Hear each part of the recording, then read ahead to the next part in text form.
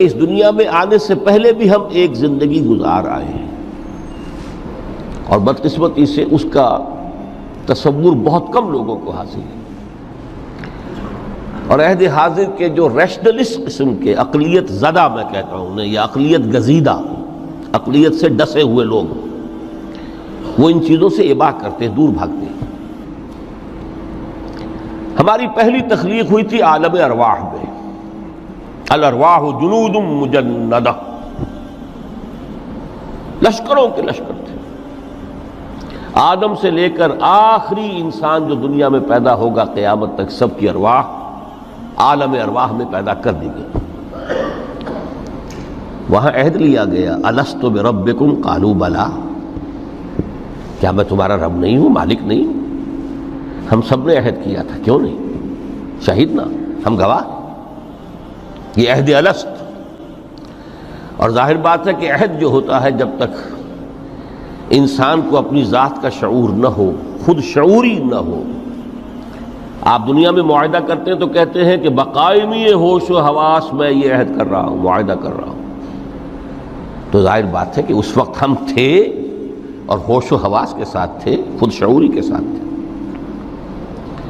لیکن صرف ارواح تھی، جسد نہیں تھے۔ اور یہی ہے وہ مقام جس کے بارے میں حضور نے سے جب پوچھا گیا کہ متى وجبت لک النبوۃ یا رسول اللہ، اللہ کے رسول آپ کو نبوت کب ملی؟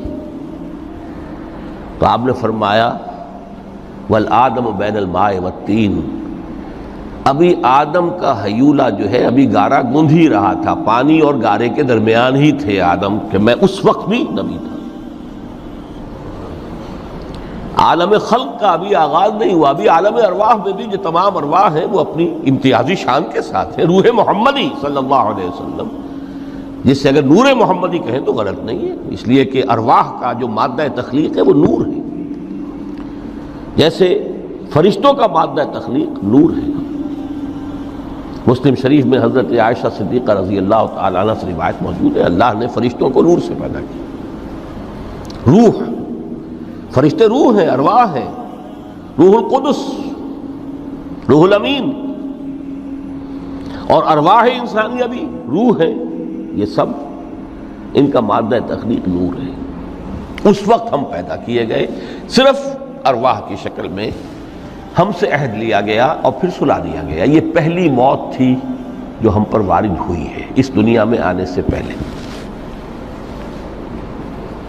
اس لیے کہ سورہ مومن کی ایک آیت میں فرمایا گیا ہے کہ جہنم میں لوگ جو ہیں فریاد کریں گے، ربنا امتنا اثنتین واحییتنا اثنتین فاعترفنا بذنوبنا فہل الی خروج من سبیل۔ اے اللہ، تو نے ہمیں 2 مرتبہ مارا، 2 مرتبہ زندہ کیا، تو اب ایک مرتبہ اور صحیح، کیا یہاں سے نکلنے کا بھی کوئی راستہ ہے کہ نہیں؟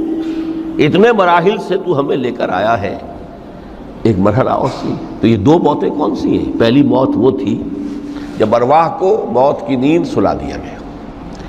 پھر عالم خلق، جسے آج سائنٹسٹ کہتے ہیں، جس کا نقطۂ آغاز ہے بگ بینگ، عالم ارواح اس سے پہلے کی شے ہے، اس تک سائنس نہیں پہنچ سکتی، وہ سائنس سے ماوراء ہے۔ لیکن جہاں سے سائنس شروع ہوتی ہے وہ عالم خلق کا آغاز ہے، بگ بینگ سے۔ وہ پھر مختلف مراحل، تنزل کے مراحل بھی آئے، ارتقاء کا مرحلہ بھی آیا، تفصیل میں جانے کا موقع نہیں ہے۔ بہت سے تنزلات کے مراحل اور بہت سے ارتقاء کے مراحل طے کر کے آدم تیار ہوا ہے۔ حضرت بیدل نے رحمت اللہ علیہ بہت خوبصورت شعر کہا ہے، ہر 2 عالم خاک شد تا بست نقش آدمی، اے بہار نیستی از قدر خود ہوشیار باش۔ یہ پوری جو بھی کائنات کا جو سلسلہ شروع ہوا، بگ بینگ، اور بہت بڑے بڑے جو ناری کرے تھے جن کی کہ حرارت کا جب تذکرہ کرتے ہیں سائنسداں تو trillions and trillions of foreign height, یہ ان کی اس وقت اس کی جو حرارت کا عالم تھا۔ لیکن پھر وہ ٹھنڈے ہوئے، کچھ اس میں سے کوئی، پھر خاک کی تہ جو ہے زمین کے اس کرے پر آئی، ہر 2 عالم خاک شد۔ یہاں سے اب آدم کا حیولہ تیار ہوا تا بست نقش آدمی، اس کے بعد ارتقائی مراحل ہیں، اور پھر آدم کی وہ روح جو کولڈ سٹوریج میں تھی جب وہ لا کر پھونکی گئی ہے، جسد آدم جو ہے وہ مسجود نہیں تھا، مسجود تو تب بنا ہے جبکہ اس میں روح آدم وہ لا کر پھونک دی گئی۔ فَإِذَا سَوَّيْتُهُ وَنَفَخْتُ فِيهِ مِن رُوحِي فَقَعُوا لَهُ سَاجِدِينَ۔ یہاں سے حیات دنیاوی کا آغاز ہو گیا۔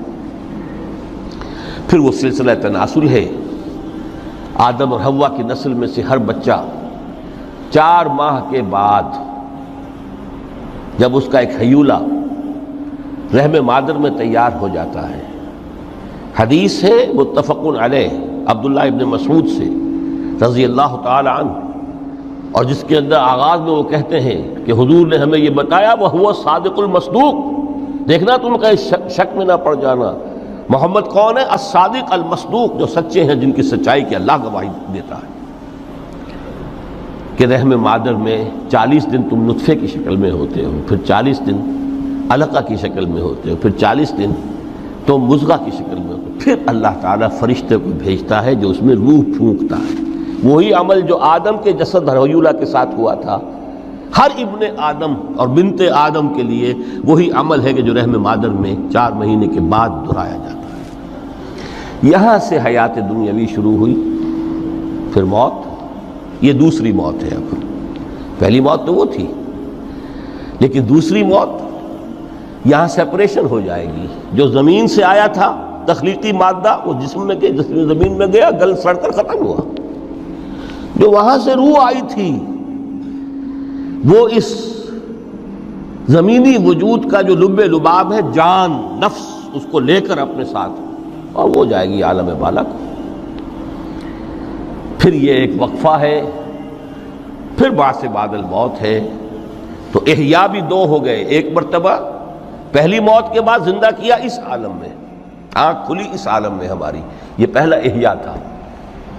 کیف تکفرون باللہ وکنتم امواتا فاحیاکم ثم یمیتکم ثم یحییکم ثم الیہ ترجعون۔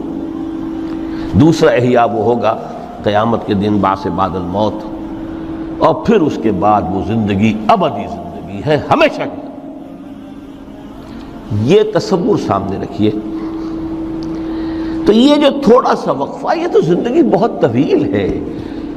تو اسے پیمانہ امروز و فردا سے نناب جاویداں پیہم دواں، ہر دم جواں ہے زندگی۔